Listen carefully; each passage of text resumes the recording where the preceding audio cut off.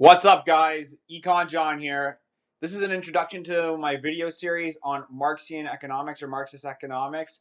This is a crash course for economists, so it assumes that you have a little bit of a background in mainstream economics. So let's go. So here are some of the things that you should know before studying Marxian economics and taking this course. You should know that myself, Econ John, is not a Marxist, right? So many of the points that will be argued in this course will be done with less passion than those who are Marxists, as you'll see on the rest of YouTube. And before starting this topic of Marxian economics, right, you should ignore your knowledge of mainstream economics. Like, just don't even put it on the radar. Marxian theory completely rejects most of the tools and models employed in modern economic theory.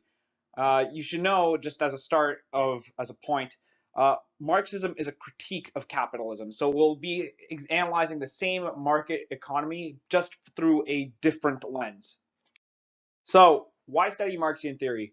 The reason why it's important to be aware of Marxian theory as economists is because most workers' unions function based on this philosophy, i.e. that there exists a struggle between workers and employers in terms of their understanding of their responsibilities to each other. It also provides a framework to evaluate how workers feel about certain economics policies. For example, a mainstream economist would view a sudden increase in minimum wage as being detrimental to the rest of the unemployed public by reducing the firm's demand for labor. A Marxist would view this as a step forward for better treatment of the working class by better pay.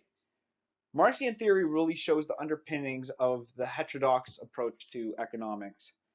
By understanding Marxian economics will provide us a foundation for understanding the approach for what it is.